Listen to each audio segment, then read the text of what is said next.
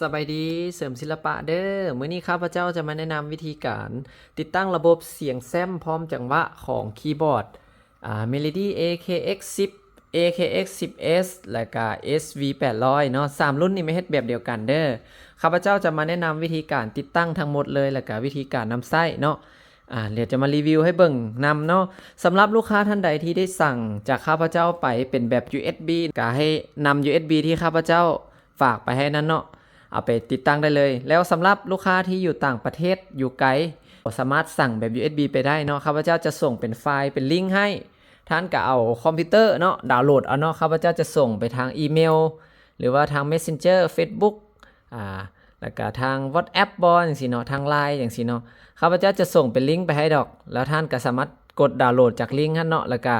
เอามาลงในตัวนี้เนาะให้เอา USB รุ่นใดก็ได้ USB นะเอามาเสียบใส่แล้วก็ไปก๊อปเอาข้อมูลที่เราโหลดมาใส่ USB หลังจากได้ข้อมูลมาครบแล้วหรือว่าท่านใดที่ได้สั่ง USB ไปได้แล้วให้นำมาติดตั้งเลยวิธีติดตั้งเดี๋ยวข้าพเจ้าจะมาสาธิตใส่หน่วยนี้เลยเด้อหน่วย AKX10S เพราะว่าตัว SV800 กับ AKX10 หันมันคือกันหมดเนาะทุกอย่าง3รุ่นนี่มันคือกันเด้อเมนูฟังก์ชันปุ่มกดต่างๆอะไรต่างๆหน้าจออีกอย่างทัชสกรีนอีกอย่างมันคือกันหมดฉะนั้นข้าพเจ้าจะมาสาธิตตัวนี้แล้วก็แล้วเด้อสำหรับท่านใดที่ใส่รุ่นต่างๆแล้วนี่ก็ให้เบิ่งตามไปเลยเนาะเพราะว่ามันคือกันทุกอย่างสุดข้อมูลสุดเสียงแซมสุดอีกอย่างที่มันออกมาหันมันคือกันหมดเนาะโอเคเรามาเปิดเครื่องกันเลยปั๊บนำ USB เสียบใส่เลยเนาะเสียบใส่หูมันเลยขั้นตอนทำอิฐข้าพเจ้าจะมาแนะนำวิธีการติดตั้งเสียงแซมก่อนเนาะเพราะว่าเราต้องได้ลงแซมก่อนวิธีลงแซมเปิดเครื่องขึ้นมาให้กดใส่ USB device กดบันนึงปั๊บจากนั้นข้อมูลมันจะโชว์ขึ้นมาเนาะให้ท่านสังเกตเบิ่งรุ่นของแต่ละคนเนาะถ้าว่าคีย์บอร์ดท่านใดเป็นรุ่น SV800 แล้วไม่ให้กดใส่เลยนี่ SV นี่เนาะถ้าว่าคีย์บอร์ดท่านใดเป็น AKX10 ก็ให้กดใส่เนาะเบิ่งรหัสทางหน้าเด้อถ้าว่าคีย์บอร์ดตัวใดเป็น AKX10S เนาะคือตัวอย่างว่าคือรุ่นนี้เป็น AKX10S นี่ให้กดใส่เลยนี่ AKX10S แล้วให้มากดติดตั้งนี่ให้มากด execute เนาะให้ระวังที่สุดแม้นอย่าให้มาต้องเอาปุ่ม format นี่เนาะคำว่ามาต้องปุ่ม format ในปุ๊บแล้วแม้ข้อมูลที่เรามีอยู่ใน SB นี่นะมันจะเสียหมดเราต้องได้โหลดใหม่เนาะเสียเวลาฉะนั้นเวลาจะติดตั้งให้ระวังปุ่มนี้ดีๆเนาะ format นี่อย่าลงกดโอเคหลังจากเราเลือกไฟล์ได้แล้วเรากด execute แล้วก็กด yes ได้เลยกด yes อีกบานนึงย้ำตอนนี้มันก็กำลังเกี่ยมลงแซมมันจะมีเวลาบอกเด้อเนาะรุ่นพวกนี้จะมีเวลาบอกซึ่งรุ่นเก่าๆของเฮาอันจะบ่มีเวลาบอกเนาะมีแต่ได้ท่าแต่ว่าตัวนี้หันมันกำหนดเวลาให้เลยว่าตื่ม11นาทีกับ30ปลายวินี่มันจะติดตั้งสำเร็จเฮาก็รอท่าให้มันจนโหลดจนเต็มตึ๊ดๆๆๆเนาะคำว่าโหลดจนเต็มปุ๊บแล้วก็ถือว่าสำเร็จสมบูรณ์เนาะตอนนี้ก็ถือว่าลงแซมสำเร็จแล้วเนาะมันก็จะขึ้นหน้าแบบนี้เราสามารถกดโอเคได้เลยปั๊บแล้วก็กด exit ออกได้เลยเนาะวันนี้ก็มากดเบิ่งเสียงแซมวิธีกดให้ท่านมากดเอานี้ปุ่ม user เนาะปุ่มนี้เด้อให้จื่อว่าเสียงแซมมันอยู่ปุ่มนี้เนาะอยู่ฟ้าขวามือเด้อด้านขวามือปุ่ม user นี้กดใส่บานนึงปั๊บมันจะขึ้นโฟลเดอร์ extension ให้กดเข้าไปปั๊บแล้วมันสิขึ้นโฟลเดอร์ตัวเทิงนี่ให้กดตัวเทิงเนาะจากนั้นท่านจะเห็นเสียงเนาะเห็นข้อมูลเสียงแซมขึ้นมาในหน้าจอท่านกดเอาเลยตัวอย่างว่าข้าพเจ้าอยากลิ้นเสียงนี้กดใส่เสียงนี้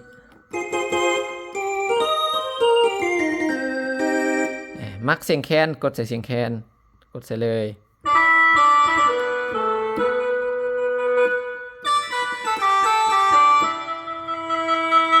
มักเสียงอย่างเขากดเอาหน้าจอนี่เนาะมีครบทุกเสียงเด้อเสียงนี้แม่นจะเป็นชุดเดียวกันของ SX900 ของ Yamaha เนาะเพราะว่าข้าพเจ้านำชุดเสียงแซมตัวเดียวกันมาใช้เนาะเนื่องจากระบบฮับแซมมันคล้ายคือกัน2รุ่นนี่นะระบบเสียงที่ออกมาก็จะเป็นเสียงโทนเดียวกันเลยเพราะว่าเซตเสียงต้นฉบับเป็นเสียงเดียวกันเนาะถือว่าเป็นแซมตัวเดียวกันเฮามักตัวใดเฮากดเอาถ้าว่าท่านใดที่เคยซื้อแซมข้าพเจ้าไปใช้กับ Yamaha ก็จะคุ้นดีเนาะข้าพเจ้าจะเรียงทุกอย่างคือกับ Yamaha เลยเพื่อว่าให้บ่ให้สับสนเนาะเวลาท่านลิ้น Yamaha แล้วเปลี่ยนค่ายมาลิ้นพวกนี้ก็จื่อเซตที่ข้าพเจ้าตั้งไว้ให้ เสียงระบบต่างๆจะคือกันหมดเนาะข้าพเจ้าลงให้แบบเดียวกันหมด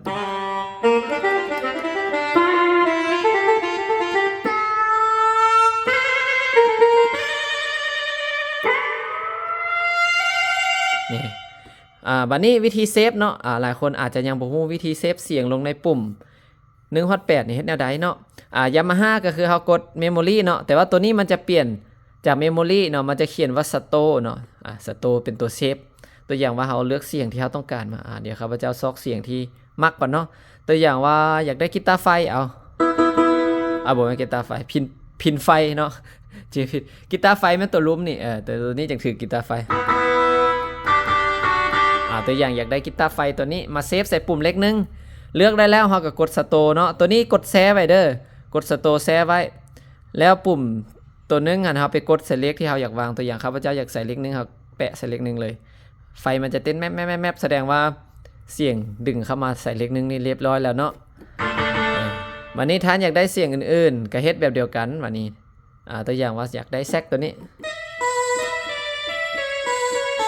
อยากใส่เลข8กด Store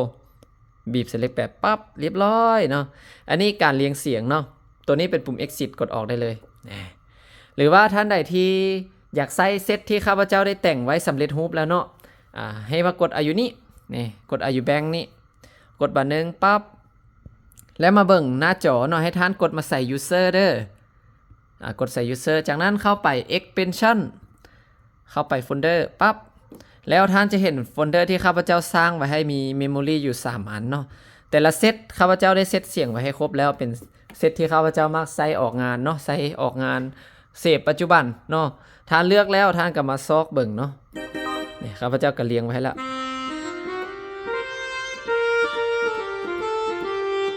ตัวอย่างเซตที่2ประมาณนี้อันนี้แม่นแต่งไว้ให้แล้วเนาะท่านก็เลือกได้ตามอัธยาศัยถ้าว่าบ่มักท่านก็จังมาเลือกเอาอยู่ในแซมนี่มาเมมโมรี่ใส่เอาเนาะมันจะง่ายกว่าเนาะอันนี้ข้าพเจ้าแนะนำไว้ให้เผื่อคนที่ยังบ่ทันฮู้เนาะสำหรับท่านใดฮู้แล้วก็สามารถแนะนำบอกต่อคนที่ยังบ่ฮู้ได้เด้อเนาะเป็นการแชร์กันเนาะแบ่งปันความฮู้เนาะบ่แม่นว่าเฮาฮู้แล้วเฮาเก็บไว้ได้เนาะคันเฮาฮู้แล้วเฮาต้องเอาไปเผยแพร่ให้คนที่บ่ฮู้ได้ฮู้นำเนาะเพราะว่าเฮาประเทศเฮาจึงได้พัฒนาไปนำกันบัดนี้หลังจากเฮาได้แซมฮู้จักเซฟเสียงแล้วบัดนี้เฮาจะมาเบิ่งจังหวะบัดนี้จังหวะนี่ข้าพเจ้าเอาลงให้หลายเลยเนาะมีหลายพันเติบเด้อประมาณ 3,000 จังหวะนี่น่าจะได้วิธีการซอกจังหวะหรือว่าการหาจังหวะมาลิ้นท่านสามารถกดอยู่นี่ได้เลยนี่บอนแถบแดงๆนี่หน้าจอใหญ่ๆนี่กดนี่ก็ได้เนาะหรือว่าท่านจะมากดปุ่มนี่ก็ได้เนาะมันเขียนว่า Style Select เนาะกดใส่ก็ได้ปั๊บจากนั้นให้ท่านสังเกตเนาะมันจะมีเมนูคำว่า Preset เนาะ Preset นี่ก็คือจะเป็นจังหวะที่มาในหน่วยเนาะเราสามารถเลือกลิ้นได้นี่ข้าเจ้ากระแถมมาในหน่วยให้เต็มเลยเนาะเป็นจังหวะต่างประเทศส่วน user นี่จะเป็นuser ที่เราสามารถก๊อปจังหวะจาก USB มาลงในเครื่องได้เนาะก็คือทั่วไปแหละคือเขาฮู้แล้วเนาะ user ก็คือตัวเครื่องส่วน USB มันตัวที่เราเสียบอยู่นี่เนาะเรากดมาแล้วมันจะขึ้นโฟลเดอร์ขึ้นมาเด้จะมีอยู่11ช่องเนาะในปัจจุบันในอนาคตก็อาจจะมี12 13 14 15เนาะก็อัปเดตไปเรื่อยๆแต่ว่าในขณะที่ข้าพเจ้าอัดคลิปนี้แม่นมีอยู่11ช่องเนาะเดี๋ยวข้าพเจ้าจะมาแนะนำว่าแต่ละช่องมันมีเพลงอย่างใดเนาะอาจจะบ่ได้แนะนำหมดทุกอันเด้อเพราะว่ามันหลายเนาะจะมี01 02 03 04 05 06 07เนาะข้าพเจ้าได้แยกเป็นโฟลเดอร์ให้ละเอียดตัวนี้คือกับ Yamaha เลยเนาะข้าพเจ้าได้แยกเป็นคือ Yamaha ให้เนาะคือช่องที่1 Basic ก็คือเป็นจังหวะพื้นฐานที่เราได้เสียบในงานทั่วไปเนาะงานดอกงานเลี้ยงงานสร้างสรรค์งานขวัญต่างๆจะมีรวมจังหวะอยู่ในนี้เนาะเป็นพวกโบเลโรจังซี่นี่โบเลโรมี3อันท่านสามารถเลือกได้เนาะมักโบเลโรแบบใดก็มากดเอาอยู่หน้าจอนี้โซโลโซนเลิฟซองล็อกโซโล่ล็อกรุมบ้าออฟบิทนั่นสิลำว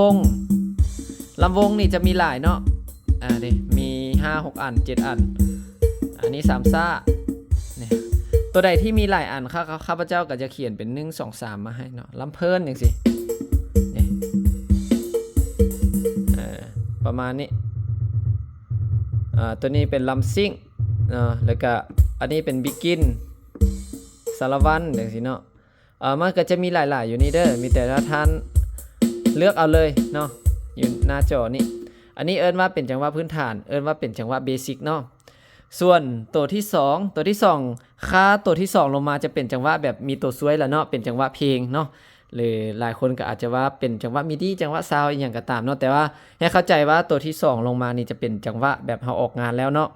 02นี่ก็คือจะเป็นจังหวะสโลว์เนาะเด้ตัวอย่างคือพวกนี้อุดมไซแดนงามบ่กล้าฝ่าไฟแดงจังซี่ดอกคายสะอื้นแดนแห่งอิสระวัวแรงน้ำอาจจะมีหลายๆเพลงเนาะเด้เฮาเบิ่งตามตัวเลขเลยสำหรับท่านใดที่บ่เก่งภาษาเนาะหรือว่าบ่จื้อภาษาข้าพเจ้ามีคู่มือตัวนี้เนาะอันนี้ข้าพเจ้าเฮ็ดมาใหม่เด้อลืมนำเสนออันนี้จะเป็นปึ้มคู่มือใช้กับ Yamaha ทุกรุ่นแล้วก็ SV AKX ใช้ได้นำกันเนาะเพราะว่าข้าพเจ้าจัดเรียงจังหวะไปตามรายการนี่เวลาท่านอยากเลือกลิ้นจังหวะท่านก็สามารถกรีดเมืองตามปึ้มนี้ได้เนาะใครที่เคยสั่งแซมเนาะข้าพเจ้าจากYamaha จะฮู้จักดีเนาะปึ้มเล่มนี้เนาะ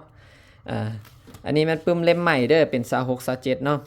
ปึ้มเล่ม24 25อาจจะเป็นสีอีกแบบนึงแต่ว่าตัวนี้เป็นเล่มใหม่จะเป็นสีแปลกๆนิดนึงเนาะเป็นดีไซน์ใหม่นี่ข้าพเจ้าจะเขียน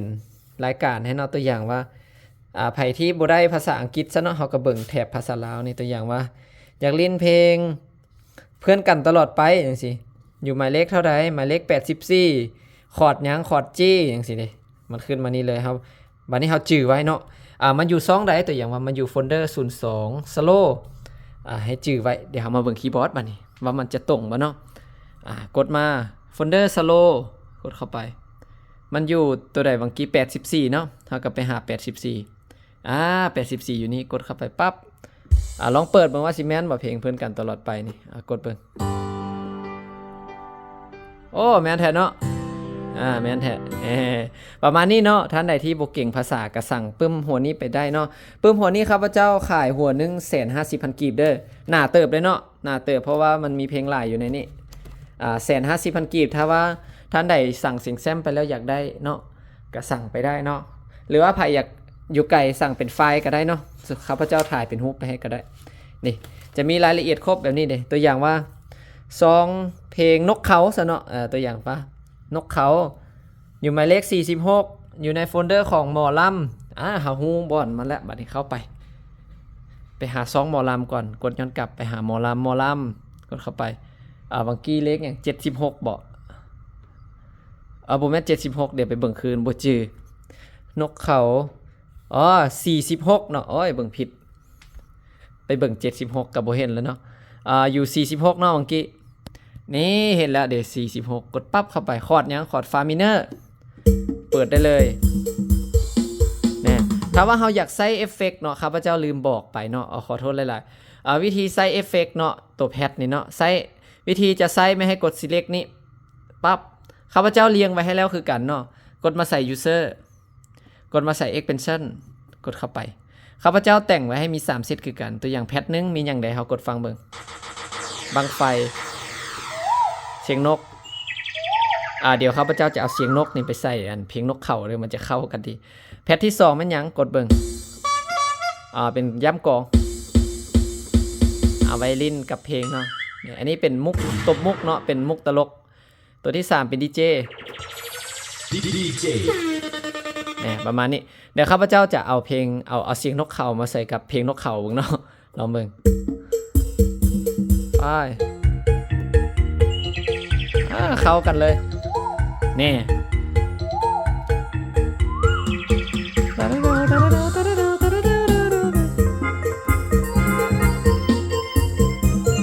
โอเคประมาณนี้เด้ออีกตัวนึงเนาะวิธีการก๊อปจังหวะลงในเครื่องลงในยูเซอร์เนาะตัวอย่างคือคีย์บอร์ดบางคนในยูเซอร์อาจจะยังเป่าอยู่เนาะยูเซอร์นี่ก็หมายความว่าความจำในเครื่องเนาะเราสามารถนำเสียงและจังหวะลงได้วิธีนำจังหวะลงเรากดมาใส่ USB เนาะเราก็ไปเลือกจังหวะที่เราต้องการอย่างลิ้นซึ่งข้าพเจ้าจะเลือกมาตัวอย่าง22จังหวะเบิ่งเนาะตัวอย่างว่าเข้า04นี่ข้าพเจ้ามักเพลงเพลงตัวนี้ตัวอย่างว่ามักเพลงของอายสิตายวานี่คือเพลงตัวนี้ข้าพเจ้าได้ลิ้นตลอดเนาะข้าพเจ้าอยากลงมาใส่ยูเซอร์นี่เผื่อว่าให้มันซอกง่ายวิธีก๊อปลงเราเลือกเพลงเนาะแล้วเราก็กดเมนู แล้วเฮากดใส่นี่เลยนี่ save user เนาะsave user ปั๊บแล้วเฮาก็ตั้งชื่อให้เรียบร้อยแล้วก็กดโอเคมันก็จะเซฟลงใน user เนาะเฮากดเข้าไปเบิ่งนี่ก็จะขึ้นมาห้องอาชิไตว่าขึ้นมาแล้วเนาะอยู่ใน user เฮาอยากก๊อปตัวต่อไปตัวอย่างว่าเพลงสมน้ำหน้าลองเปิดฟังเบิ่ง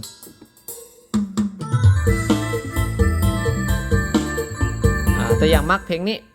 ก็เฮ็ดคือเก่ากดเมนู save user ตั้งชื่อกดโอเคมันก็จะก๊อปมาใส่อัน USB บ่แม่น USB ก๊อปมาใส่ user ให้นี่เนาะบัดนี้เฮาอยากก๊อปจำนวนหลายเฮ็ดแนวใดอยากตัวอย่างว่าอยากได้เทื่อละหลายๆเนาะอยากได้เทื่อหลายๆจังว่ากดเมนูกดนี่เนาะตัวนี้เป็น select เนาะเฮาก็ติ๊กเอาเลยบัดนี้นะนี่มันจะเห็นติ๊กเนาะเฮามักตัวใดเฮาติ๊กเอาติ๊กเอานี่เลื่อนติ๊กเอาแล้วก็กด save user แล้วมันก็จะไล่เข้ามาใน user นี้เนาะอันนี้วิธีการก๊อปจังหวะเด้อเฮ็ดได้ง่ายๆประมาณนี้สำหรับท่านใดที่สนใจติดต่อมาเลยเนาะหรือว่าท่านใดสนใจคีย์บอร์ดรุ่นเหล่านี้ก็ทักถามได้ครับพระเจ้ามีสต็อกอยู่ในห้างตลอดเด้อสามารถสั่งได้เนาะเดี๋ยวมาแนะนำเพิ่มเติมอีกอันอีกจำนวนนึงเนาะเพราะว่าบางกี้นี่ก็มันมีหลายอันก็อาจจะบ่ได้อัดให้เบิ่งหมดเนาะตัวอย่างมันจะมีหลายซองเลยเนาะมีซอง11นี่จะเป็นของจังหวะอาจารย์ดาวทางฝั่งไทยเนาะซองแต่ละซองนี่ครับพระเจ้าก็แยกไว้ให้ละเอียดแล้วเนาะจะมีครบอยู่ในนี้ละเนาะมีแต่ท่านมากดเอาได้เลยอยู่ในหน้าจอนี่แหละเนาะมีแต่มามักตัวใดก็มากดเอาเลยแล้วก็ข้าพเจ้าก็ได้แยกเป็นโฟลเดอร์ให้ละเอียดแบบนี้เนาะโอเคขอบใจเด้อขอบใจทุกท่านเนาะที่สนับสนุนข้าพเจ้าแล้วก็ได้นำไส้เสียงแซมเนาะบางท่านก็อาจจะสั่งซื้อคีย์บอร์ดจากข้าพเจ้าไปเลยก็แฮงง่ายเนาะเพราะว่าข้าพเจ้าจะตั้งเซตระบบให้อยู่ห้านเพจไปให้เลยบ่ให้ได้มาเฮ็ดคืนเนาะแต่ว่าท่านใดที่อยู่ไกลเนาะบ่สามารถสั่งจากพี่ไปได้หรือว่าบ่สะดวกเฮาก็เอาเป็นข้อมูลไปแบบนี้ก็ได้เนาะโอเคขอบใจทุกท่านเด้อบ๊ายบายเด้อขอบใจหลายๆวิธีการดาวน์โหลดไฟล์เสียงแซมพร้อมจังหวะของคีย์บอร์ด AKX 10S เนาะหรือว่า AKX 10แล้วก็ SV 800เนาะวิธีดาวน์โหลดข้าพเจ้าจะส่งลิงก์ให้ตามช่องทางที่ท่านสะดวกเนาะบางท่านก็อาจจะสะดวกทางอีเมลเนาะก็ให้กดเข้าไปอีเมลของท่านเนาะหลายคนก็อาจจะสะดวกทางMessenger บอกทางเฟซบอกก็โหลดทางเฟซได้เนาะวิธีโหลดก็คือเปิดคอมพิวเตอร์เสื่อม Facebook เสื่อม WhatsApp บ่จังซี่หรือว่าเสื่อมGmail อีเมลที่ท่านสะดวกเนาะก็กดเข้าไปข้าพเจ้าจะส่งลิงก์เป็นรูปแบบนี้เนาะเดี๋ยวข้าพเจ้ากดลิงก์ให้เบิ่งก่อนจะเป็นซื้อไฟล์แบบนี้เดี๋ยวให้เบิ่งเด้อจะมีไฟล์ชื่อว่ากดผิดอันไฟล์จะซื้อแบบนี้เนาะซื้อว่าSVAKX เสริมศิลปะเนาะ2026-27เนาะหลังจากท่านได้ลิงก์ตัวนี้แล้วก็ให้ท่านกดดาวน์โหลดได้เลยเนาะกดอยู่นี่ก็ได้หรือว่าสิมากดอยู่นี่ก็ได้เนาะตัวใดก็ได้เนาะเพราะว่ามันก็ความหมายเดียวกันเนาะเฮากดดาวน์โหลดเข้าไปเลยกดปักเข้าไปเฮาก็รอท่าบนนึงเนาะท่านสามารถกดดาวน์โหลดต่อไปได้เลยเนาะมันอาจจะเตือนว่าสแกนหาไวรัสบ่ได้เนาะอันนี้แม่นเป็นไฟล์บ่มีไวรัสเด้อบอกไว้ก่อนเนาะแต่ว่าอันนี้คอมพิวเตอร์แต่ละคนมันอาจจะเป็นอยู่แล้วเนาะเพราะว่ามันจะมีระบบป้องกันไวรัสแต่ว่าตัวนี้หันบ่มีไวรัสเนาะสามารถโหลดต่อได้เลยบ่ต้องเป็นห่วงเนาะกดต่อไป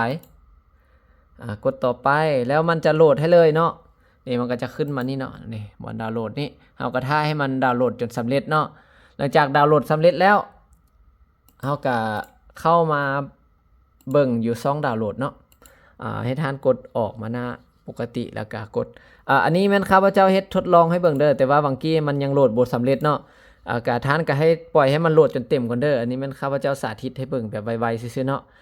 เฮ็ดตัวอย่างให้เบิ่งเผื่อว่าบ่ให้ซักษาซื่อๆเนาะแต่ว่าคันไผกดออกคือข้าพเจ้าบางกี้หันมันจะยกเลิกเด้อห้ามเฮ็ดตามเด็ดขาดให้โหลดมันเต็มแล้วก็เนาะให้มันเต็ม100หมดแล้วเฮาจึงกดออกเด้อหลังจากมันโหลดสำเร็จแล้วเฮาก็กดเข้ามา This PC กดเข้ามา This PC แล้วเฮากดมาดาวน์โหลดเพราะว่าไฟล์บางกี้มันจะมาอยู่โฟลเดอร์ดาวน์โหลดเนาะแล้วจะเห็นไฟล์ขึ้นมาดิเขียนว่า SVAKX เนาะให้ท่านเอาเมาส์ไปจิ้มใส่แล้วก็ให้คลิกเมาส์เบื้องขวาเด้อคลิกทางเบื้องขวาปั๊บบัดนึงให้มันขึ้นเมนูตัวนี้มาเนาะให้ท่านกดมาใส่ตัวนี้ show more option ปึ๊บแล้วให้ท่านกดตัวนี้เลยนี่ extract file หรือว่า extract here ก็ได้เนาะข้าพเจ้าสิกด extract here เด้อเดี๋ยวมันก็จะแตกออกมาเลยเนาะมันจะเป็นโฟลเดอร์ออกมาเห็นบ่ บางกี้อันไวโพดเนาะหลายคนอาจจะบ่ทันเห็นมันจะตัวนี้จะเป็นโปรแกรมแตกไฟล์เดี๋ยวข้าพเจ้าจะลบตัวนี้ออกก่อนแล้วจะมาแตกให้เบิ่งใหม่เพราะว่าบางกี้อันมือไวโพดเนาะย่านหลายคนบ่ทันเดี๋ยวข้าพเจ้าลบพวกนี้ออกก่อนแล้วจะแตกใหม่เนาะแตกไฟล์เอาเมาส์ไปจิ้มใส่คลิกเบื้องขวาปั๊บบัดนึงกดมาใส่ show more option แล้วกด extract ไฟล์ก็ได้เนาะเดี๋ยวข้าพเจ้ากด extract ไฟล์เอาเด้อเมื่อกี้กด here เนาะบัดนี้ลองกดไฟล์เบิ่งกดไฟล์แล้วก็กดโอเคได้เลยนี่มันก็จะโหลดเนาะมันจะแตกไฟล์จนเต็มตึ๊ดๆๆๆแล้วมันก็จะสำเร็จเนาะปึ๊บเต็มร้อยแล้วหลังจากมันแตกไฟล์มามันจะมี2ไฟล์ขึ้นมาเนาะตัวนี้เป็นไฟล์ต้นฉบับที่เราโหลดมาบางกี้มันจะขึ้นเป็น10 รูทเนาะคอมบางคนอาจจะเป็นปึ้ม34แต่ว่าคอมข้าพเจ้ามันขึ้น10 รูทแบบนี้บ่ต้องสนใจเนาะสามารถลบทิมได้เลยตัวนี้นะเพราะว่าเราจะเอาแต่ตัวนี้ตัวที่เป็นโฟลเดอร์ทางรูปนี่เนาะเป็นโฟลเดอร์แบบนี้เรากดเข้าไปเบิ่งนี่จะเห็นข้อมูลขึ้นมาเนาะอันนี้จะเป็นข้อมูลเสียงแซมข้อมูลจังหวะอย่างก็ว่ากันไปจะอยู่ในนี้แหละเนาะหลังจากโหลดแล้วเนาะให้ท่านเอา USB เนาะเอา USB รุ่นใดก็ได้แต่อย่างเอา USB ตัวนี้เสียบเข้ามาเสียบเข้าคอมเนาะเพื่อเขาจะย้ายเอาข้อมูลตัวที่เราโหลดนี่ไปใส่เสียบให้ถึกเด้อครับพระเจ้าเสียบบ่ถึกเนี่ยมันก็เลยบ่ขึ้นโอเคขึ้นละหลังจากเสียบแล้วเราก็ก๊อปเอาเลยเนาะกดก๊อปเอาไฟล์ตัวนี้ไปใส่ USB เฮาเนาะก๊อปวางใส่แบบนี้ถ้ามันเต็ม